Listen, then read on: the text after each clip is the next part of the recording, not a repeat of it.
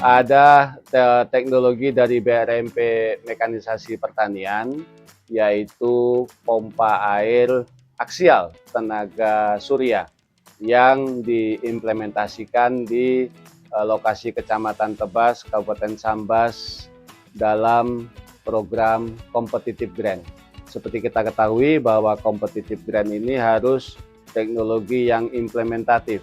Sudah terpasang di lahan paket teknologi tenaga surya pompa yang hari ini sebagai yang punya teknologi Pak Joko di BRMP Mektan akan menjelaskan seperti apa sih teknologi yang diterapkan di lokasi kita ini. Pak Joko, jadi kita sudah melihat terpasang pompa air aksial tenaga surya dan kami coba cari tahu nih seperti apa sih teknologi dari pompa air ini. Nah, nanti mungkin bisa Pak Joko ceritakan. Oke, terima kasih. Ya, terima kasih atas waktunya Pak Anjar selaku Kepala BRMP di Kalbar. BRMP Mekanisasi Pertanian, BRMP Mektan dalam hal ini mendapat amanah ada kegiatan Competitive Grant untuk mendukung iCare di Kalimantan Barat, salah satunya di Kabupaten Sambas, Kecamatan Tebas. Kita dalam waktu short time harus quickly merespon apa yang menjadi keinginan di sana. Akhirnya memang tidak banyak waktu kami, sehingga hasil yang kami dapatkan dari mulai perencanaan adalah mengintroduksikan pompa air yang ramah lingkungan, hemat energi karena menggunakan tenaga surya. Pilihannya sebenarnya pompa air ada sentrifugal, ada aksial. Kita pilih yang aksial karena aksial ini relatif secara efisiensi dari sisi saintifik dia lebih tinggi karena pompa aksial ini tidak ada hisap, dia dorong semua. Kemudian awal rancangan kita mentargetkan pompa ini 1 jamnya bisa memompa air di atas 350 meter kubik sampai 400 meter kubik per jam. Cukup besar Pak Joko. Jadi bayangan Bapak Ibu-Ibu kalau ingin mengetahui 400 meter kubik itu sebenarnya adalah kalau kita punya tanah 1 hektar lahan 10.000 meter persegi, kalau dikasih ketinggian 4 cm itu ya 400 meter kubik itu, sehingga kalau sawah kita hadparnya bagus, kita cukup ngairi hanya 3 cm 4 cm, teoritis itu sejam harusnya cukup, tapi biasanya kan ada yang meresap ke bawah, katakan jadi 600 atau 500 lah ya. Jadi 1,5 jam itu 1 hektar bisa pompa ini mengairi 1 jam. Nah, kalau 1 hari kita bekerja dalam mungkin tidak 10 jam, tidak juga 8 jam, mungkin hanya 6 jam. Pagi 3 jam, siang 3 jam, hanya 6 jam. 6 kalau tadi 1 hektarnya bisa cukup misalnya 2 jam, jadi 1 hari bisa 3 hektar kita airi. Nanti dengan Pak Joko, Kalimantan itu Katulistiwa, Kalbar ini Katulistiwa, jadi mataharinya panjang. Nah, berharap bisa kalau, lebih besar. Kalau musim kemarau tidak hanya 6 jam ya. Bahkan tadi hasil uji coba mendung pun yang temperatur kita tidak tersengat matahari hanya 25 derajat, itu masih keluar 1/6-nya. Jadi teoritis ini 360, tadi keluar 60 meter kubik per jam. Jadi kita coba ngairkan di sawah dengan luasan sekitar 200 meter kubik. 10 menit kita sudah dapat ketinggian 10 cm. Oke, saya detailkan lagi. Pompa ini menggunakan solar panel. Solar panel itu adalah lembaran seukuran triplek 1 kali 2 meter. Dia menghasilkan tenaga 550 watt. Itu listriknya masih DC 44 volt. 1 keping ya? 1 keping. Nah, ini secara pasangnya kita series. Series itu negatif sama positif digabung. Jadi seperti masang batu baterai di senter. Jadi dengan 15 lembar itu ketemu 44 kali 15. Ketemulah 660 volt DC. Kalau nyetrum kita ya agak lumayan. Saya kemarin pasang sempat kesetrum, tapi ini DC. Nah, wattnya itu 500 kali 15. Saya tadi bilang 550, saya turunkan sedikit lah untuk mudah 500 kali 15. Jadi 15 lembar ini sudah 7.500. Nah, ini kita pasangkan di dua kali di gubuk. Jadi 15 lembar tadi kita series ketemu 7.500 watt. 15 lembar lagi kita pasang series Kenapa kita pasang series hanya 15 terus sebelahnya lagi 15? Kalau di series semua tegangannya itu jadi 13.000 volt DC. Nanti alat perubah DC-nya ke AC nggak mampu. Alat perubah DC ke AC hanya mampu sampai 700 volt. Nah, sehingga listrik yang DC tadi belum bisa dipakai untuk menggerakkan motor listrik yang akan memutar pompa aksial. Motor listrik ini menggunakan 3 pas AC. 3 pas itu gimana ya bayangannya? Ya listrik rumah kita itu satu pas, hanya 0 sama R, S atau T gitu. Nah, ini 3 pas 380 volt. Perubahannya secara otomatis 380 volt oleh inverter ini. Nah, kelebihan dari setting inverter, solar panel dan motor listrik ini, meskipun mendung tidak full power menghasilkan 444 volt maksud saya dan 500 watt per keping ini, kalau mendung dia masih bisa menghasilkan tenaga. Jadi secara tadi sepintas, tadi pagi kita nguji pada saat mendung, temperatur 25 derajat, nggak panas lah. Ya kayak kalau kita di AC di rumah ya. Bahkan hampir gerimis-gerimis, dia menghasilkan tenaga listriknya di voltase 3 pasnya itu hanya 250 volt. Ampernya juga rendah, nggak sampai tinggi karena motor listriknya akan ngejust secara otomatis.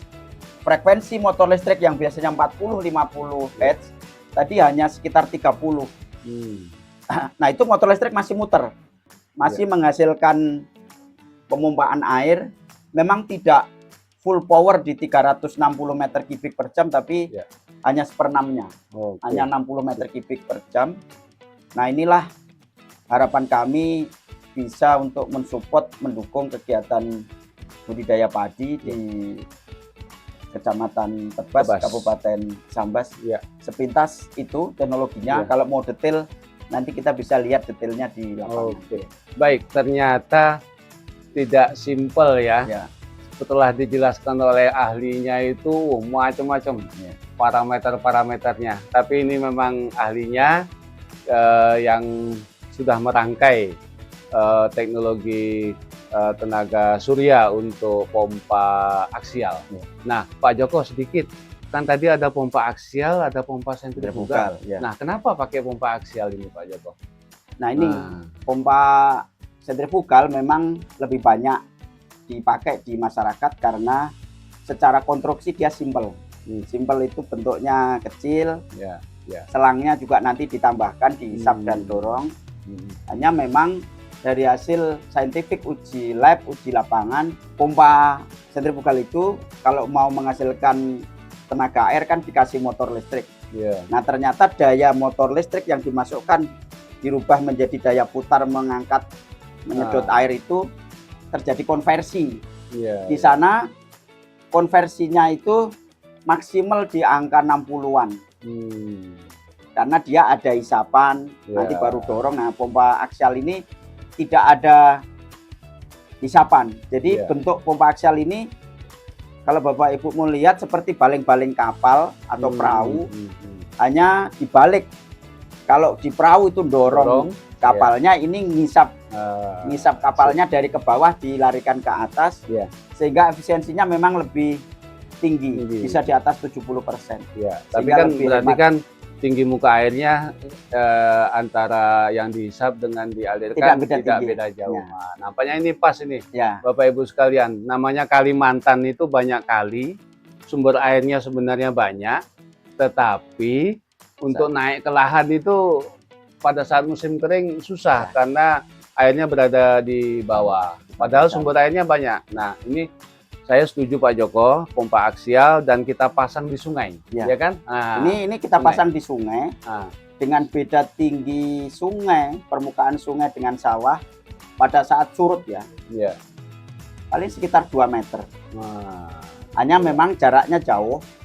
Ini sekitar 200 meter dari air baku sungai menuju sawah. Meskipun seperti itu, pompa ini juga mampu mendorong 200 meter ini. Kita pakai secara teknis pompa ini menggunakan 8 in aslinya, pompa aksial ini. Tapi kita reduce, kita turunkan sampai kita dorong ke sawah itu di 6 in. Ya cukup lumayan, dengan budget yang ada kita bisa manfaatkan dari CG iCare ini. Kita pasang pipa 6 in sepanjang 200 meter. Hanya ini butuh ke depan nanti Pak Anjar selaku pemangku pengelola dan mengatur pemanfaatan pompa ini. Kami di CG iCare 2025 ini belum bisa sampai tuntas untuk membagi air itu bisa terdistribusi sampai ke sawah-sawah. Jadi sampai ke sawah ini targetnya adalah begini. Kalau 1 hari tadi kita bisa memompa air ya, 1 jamnya kan 360 gitu kan. Jadi 1 hektar itu cukup 1,5 jam atau 2 jam lah ya. Saya agak mudahkan aja 2 jam. Kalau kita kerja 6 jam saja, walaupun Pak Anjar bisa bilang 6 lebih 7, 8, tapi saya cari angka medium aja 6 jam pagi 3, sore 3. Padahal di sini jam 7 itu udah terang sebenarnya. Saya ambil jam 9 aja lah, sampai jam 12, nanti jam 12 jam 3. Ini kita sehari bisa ngairin kalau 1 hektar 2 jam, jadi kita sehari dapat 3 hektar. 3 hektar. Nah dengan 3 hektar ini, kalau kita jalan katakan nanti hari kedua dapat 3 hektar yang kedua, jadi 3 tambah 3, 6. Nanti kalau irigasi kita mau berputar 10 hari sekali, kita ngisi segitu, berarti kita kan 10 hari dapat 30 hektar. Nanti di hari ke-11 balik lagi ngairi yang 3 hektar yang di hari ke-1.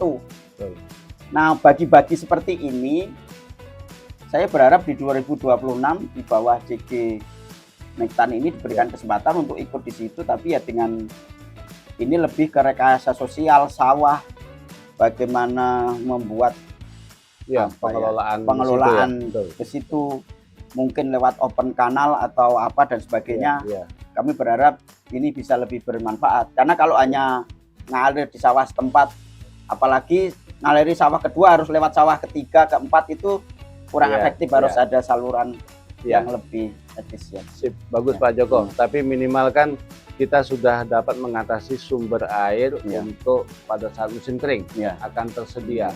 Bayangkan 350 meter kubik per jam.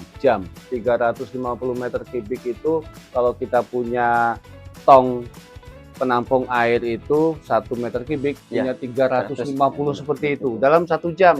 Sehari itu bisa 8 jam, bisa 6 jam. Bayangkan berapa kubik, berapa besar ya itu tadi, air Pak, yang bisa kita masukkan ke sawah. Bisa 3 hektar tadi. 3 hektar ya. Nah nanti juga mungkin Pak Joko, selain untuk sawah, nah ini musim kering ini kan kadang petani-petani di sekitar itu juga perlu tambahan air-air untuk apa namanya rumah tangga sebagainya. Itu sangat bisa membantu Pak Joko. Di sini pada saat musim kering punya krisis seperti itu.